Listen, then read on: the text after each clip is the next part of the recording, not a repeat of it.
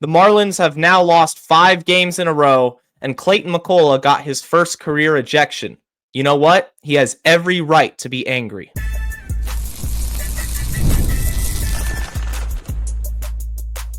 You are Locked On Marlins, your daily podcast on the Miami Marlins. Part of the Locked On Podcast Network, your team every day. Welcome into Locked On Marlins. I'm your host, Jeremiah Geiger. I've been podcasting about this Marlins team for 3 seasons now. Go hit me up on X at Jeremiah Geiger 2. And thank you for making Locked On Marlins your first listen of the day. It's part of the Locked On Podcast Network, which is your team every day. Don't forget to hit subscribe on the YouTube channel if you haven't already. And let me know your thoughts down in the comment section. And today's episode is brought to you by FanDuel. Right now, new customers can get $200 in bonus bets when your first $5 bet wins. I want to preface this show by just taking a moment and reflecting upon the sacrifices that happened 81 years ago on this day, June 6th, otherwise known as D-Day. The Allied troops stormed the beaches of Normandy in France, and so many young men lost their lives that day in a sacrifice for freedom. And I was reflecting upon that this morning. Their sacrifice gave us the opportunity to enjoy the freedom that we take for granted, to sit back and watch a baseball game. And sometimes we can take that for granted. And on a day like this, you think about that 81 years ago on this day. Just an incredible debt we will never be able to repay as they fought and battled evil and ultimately defeated evil and sacrificed everything in the process. On today's show, the Marlins have lost 5 straight games now. Clayton McCullough got ejected. We saw some much needed fire from the Marlins skipper. Edward Cabrera took a slight step backward, I would say, but also got pulled at a very low pitch count. So the analytics or an injury just wasn't feeling right. Who knows what went with that decision, but we're going to talk about him. And then also talk about the Marlins middle infield, specifically Otto Lopez, because he absolutely crushed a home run in this game. Let's start with the umpiring, though. This was the story of the game.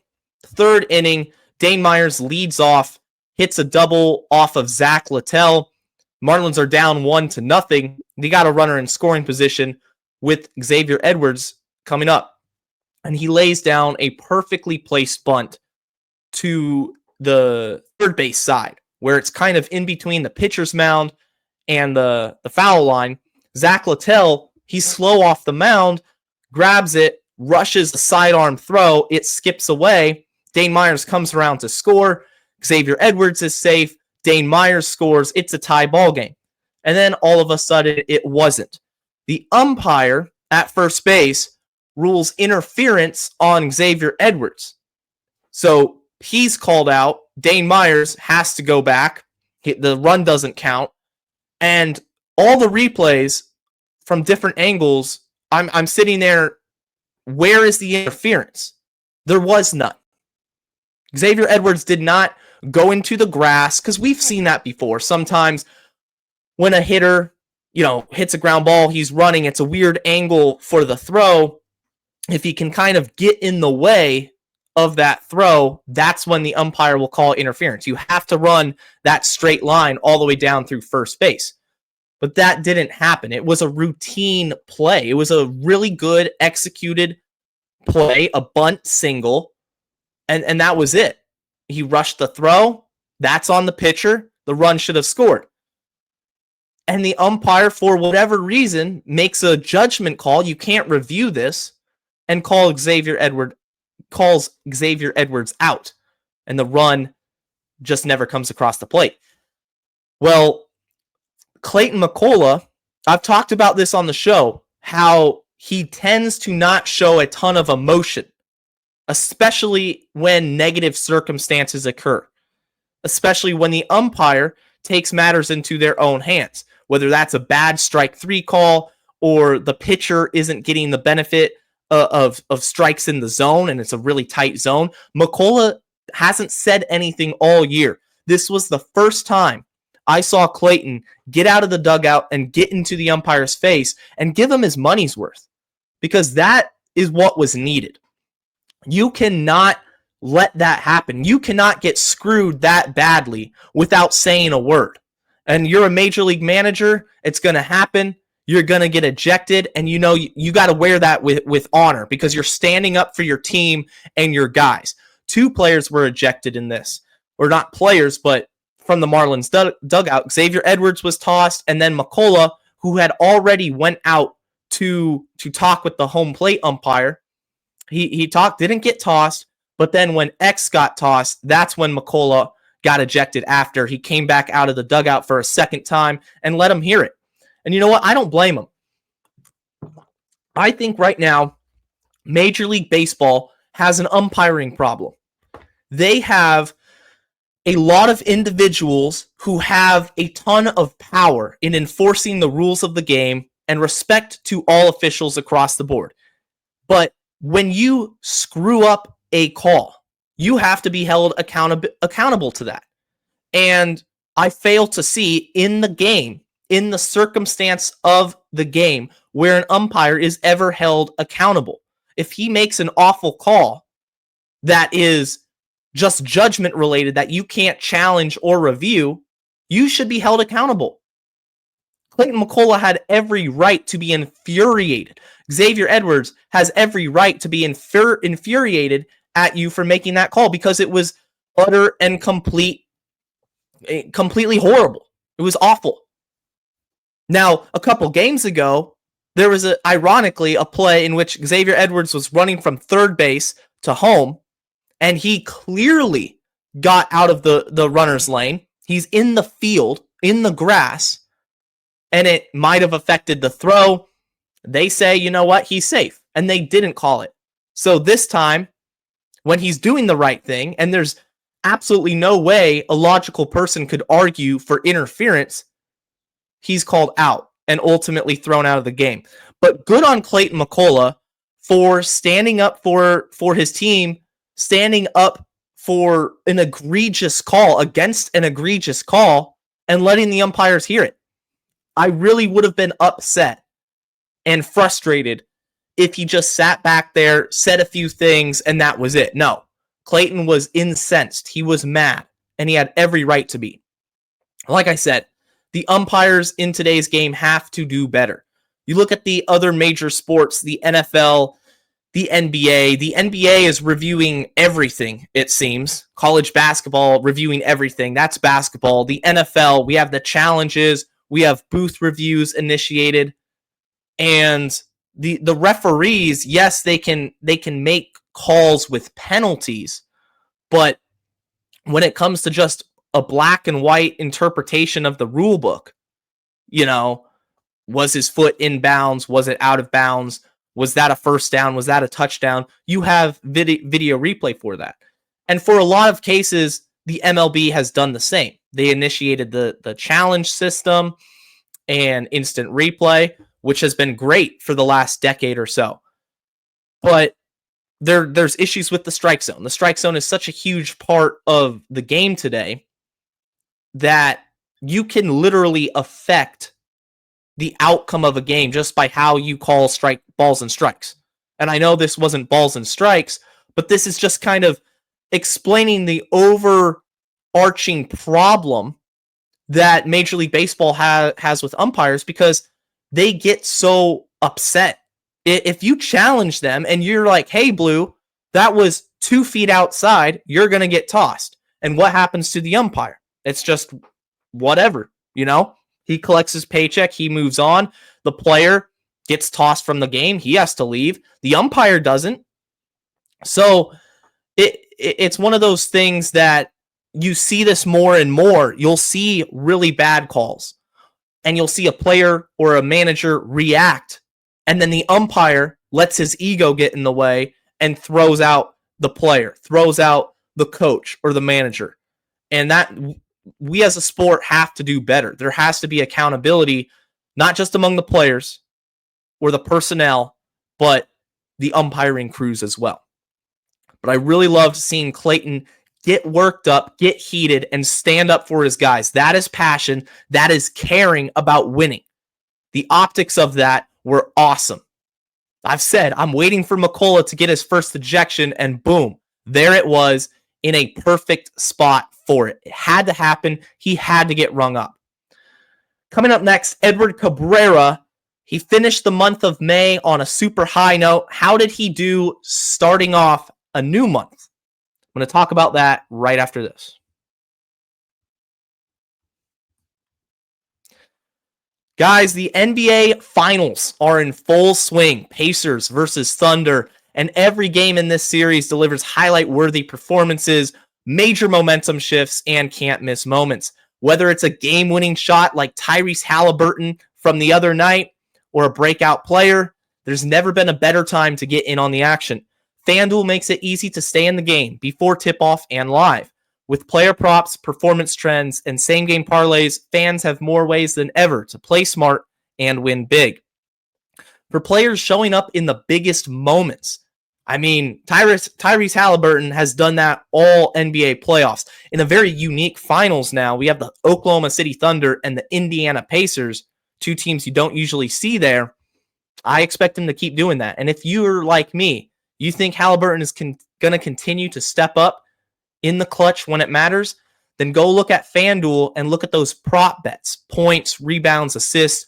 They got them all, and you can combine it with somebody else you feel like is going to break out in a same-game parlay. You can check FanDuel for all the latest playoff odds and player props as well.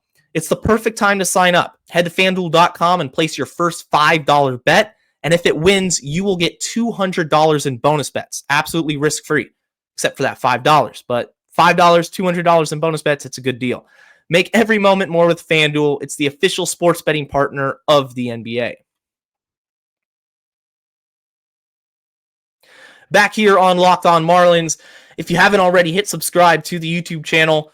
Let me know your thoughts in the comments section. And if you're a first-time listener, welcome in Monday through Friday. I got you covered all things Miami Marlins. And for those who listen every day, thank you for being part of the Locked On Marlins crew. We love this team. I'm going to continue to talk about them. Going to talk about Edward Cabrera. Edward Cabrera had himself probably the best month of his career in the month of May, who at the start of the season was struggling. A lot of people were frustrated, myself included, because of his inconsistency and inability at times just to pitch deep into games.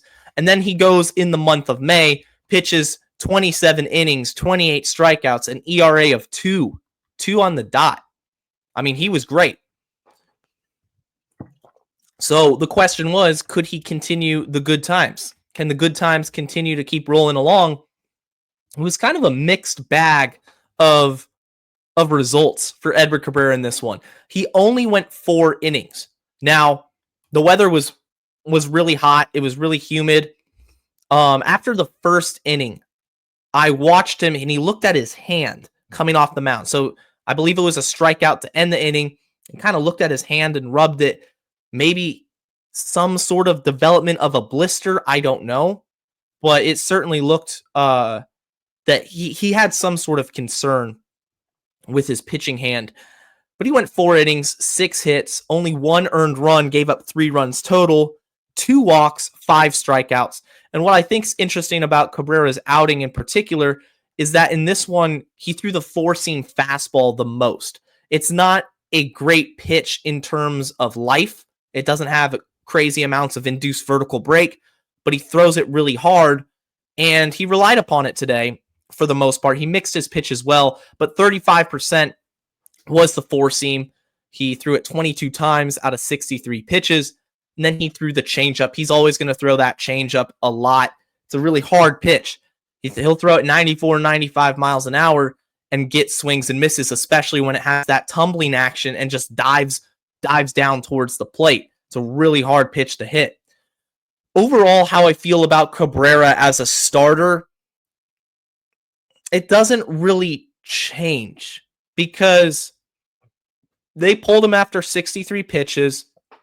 He could have gone more unless, of course, there was an issue an injury concern. I haven't heard anything. I'm recording this right after the game has ended, and you never want to speculate. But like I said, those blisters, it's hot, it's humid. Yeah, they took him out really early in this one. I felt like he could have gone 5 innings, 6 innings, and still been effective. Cabrera is a pitcher who his whole career has been volatile. You see ups and downs.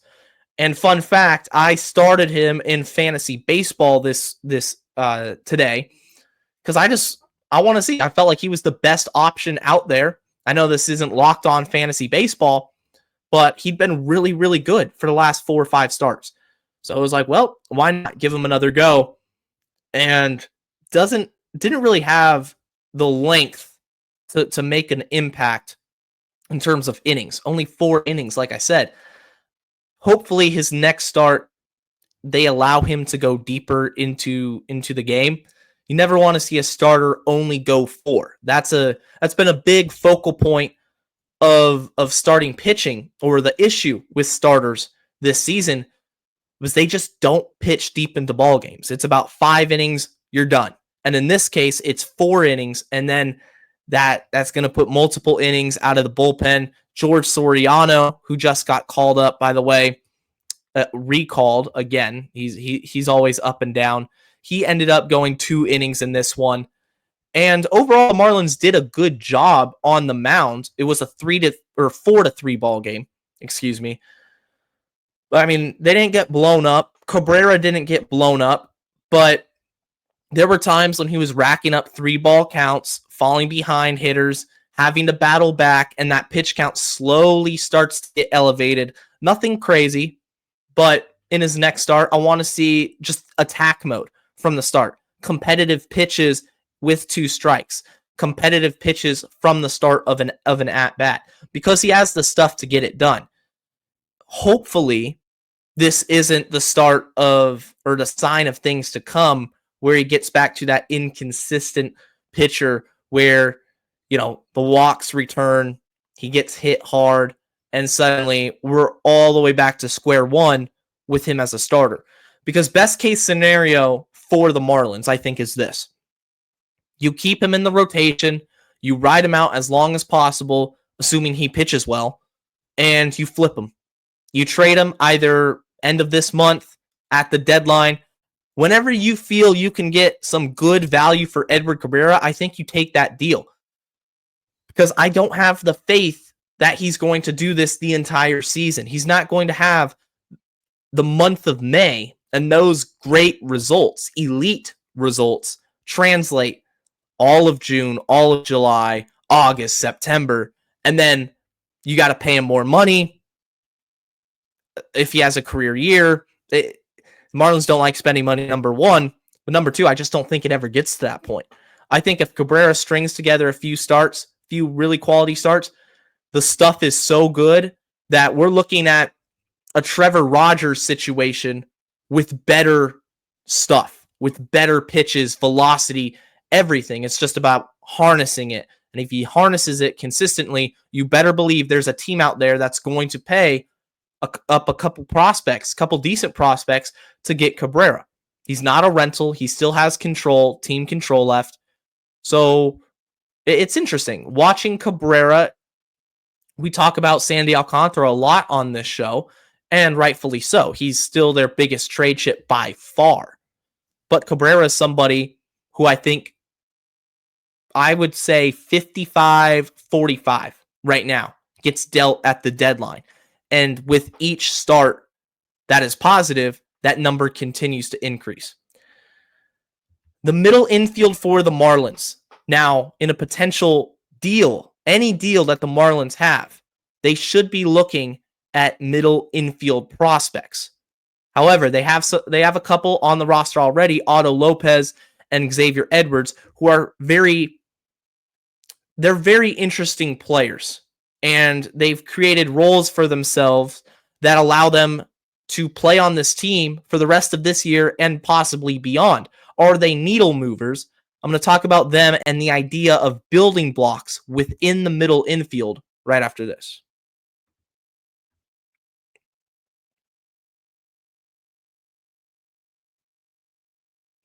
A reminder that Locked On Marlins isn't just on the YouTube channel. It's also on Apple, Spotify, Amazon Music, all the major podcast platforms. Locked On Marlins is there, so you can listen on the go. You don't just have to watch Locked On Marlins. It's great for driving in the car, the gym, any activity you're doing.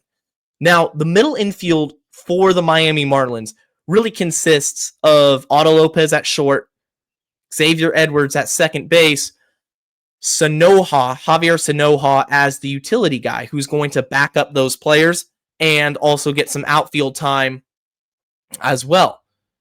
What do I think of Otto Lopez long term? So Otto Lopez emerged last season as a waiver claim from the San Francisco Giants. And he played elite defense. I mean, he was at second base and was at second base to start this season. His defense is elite. They moved him to shortstop when Xavier Edwards came off the injured list. They finally made the decision, and it's a correct decision, to swap them. X goes to second, which is his natural position. Otto Lopez, a naturally better defender with more range and a better arm, he's going to slide to shortstop. And I love that move.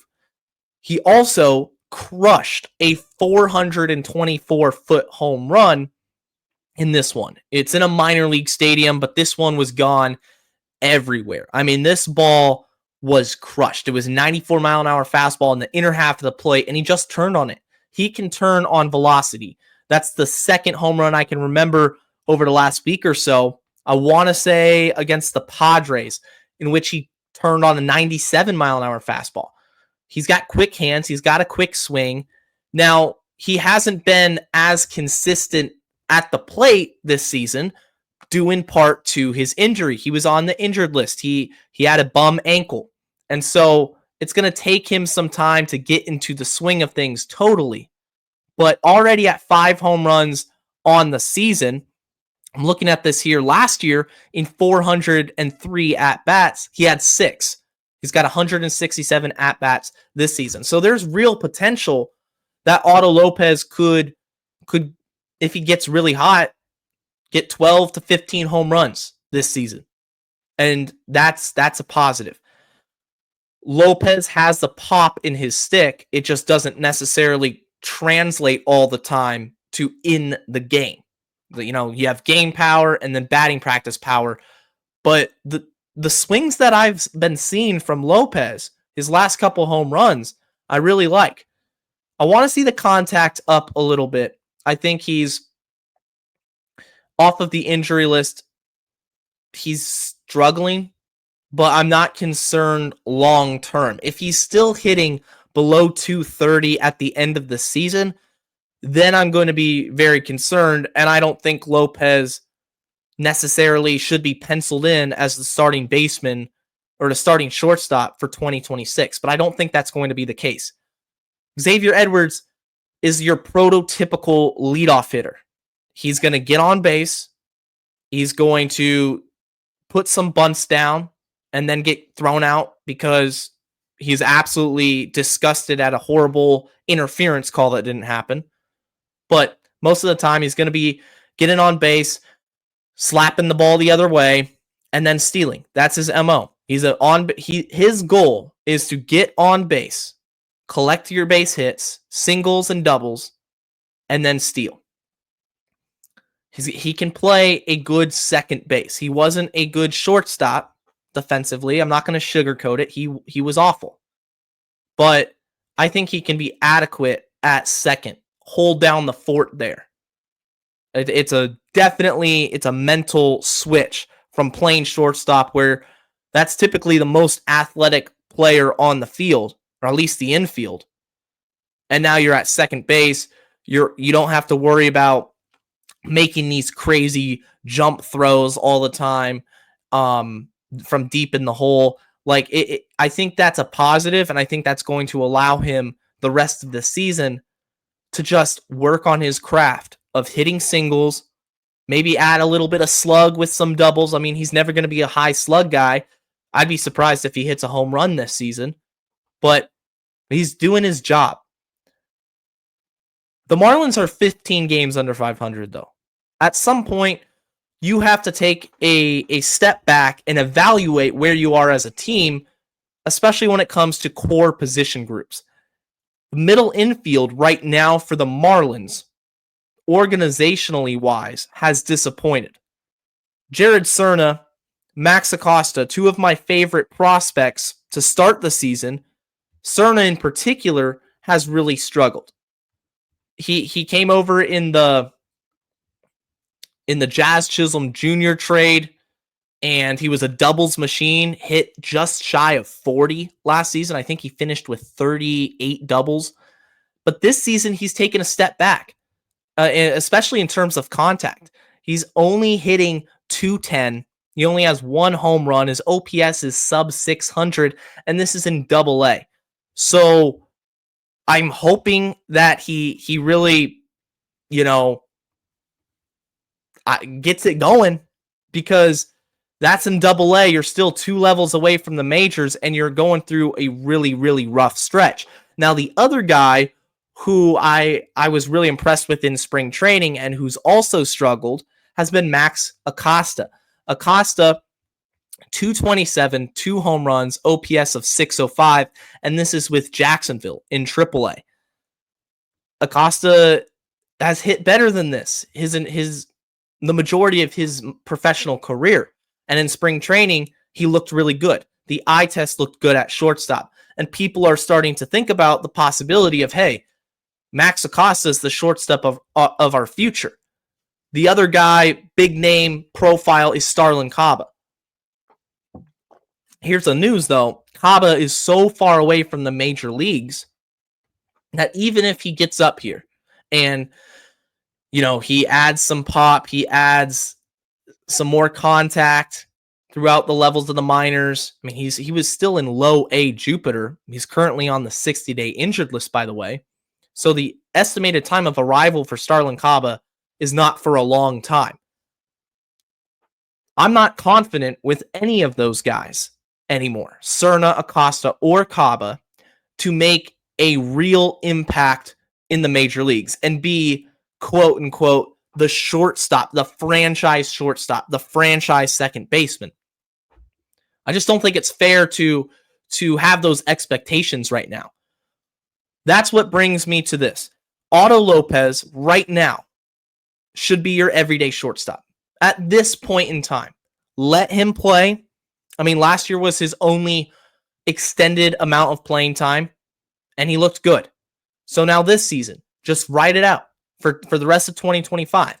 He's going to have his struggles. He's going to get hot at some point and go on a run, and then you can reevaluate after 2025 because you still have plenty of team control. There's no rush. Same thing with Xavier Edwards, who was my preseason favorite to win the batting title. Who's to say X can't get hot and really establish himself as a base-stealing threat every time he's on first base, and also one of the game's premier contact hitters that is more of a Luis Arias profile at the plate, slightly less pop, but more speed and more of a threat on the bases. I will take that player in my lineup. I like having X in the lineup every day. But the MLB draft is also coming up, and this is where you have to consider making a smart decision to get an elite blue chip shortstop prospect, whether that's in the draft or also targeting these profiles in trades.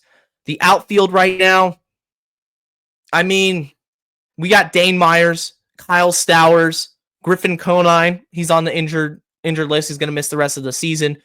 Those are good names, and they're good names to have. I think Stowers, if he continues to figure it out, break out of this slump. He didn't play today. He had hand soreness.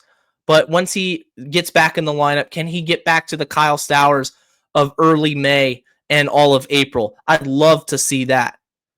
Can Dane Myers? I think Dane Myers is a legit player and is a legit everyday player. How does he factor in for the Marlins' plans next year? I want to see the Marlins really focus on the middle infield. Take a break off of the outfield focus or the pitching focus.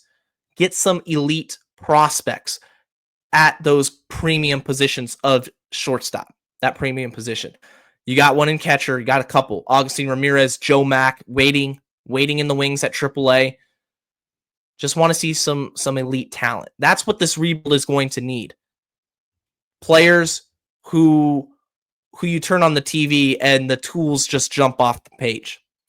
That's going to do it for today's edition of Locked On Marlins. For your second listen of the day, go check out the new Locked On MLB Game Night over on the Locked On MLB channel. Every game, every night, they do the recaps over there. It's awesome. And until next time, stay safe, stay locked on, and let's go fish.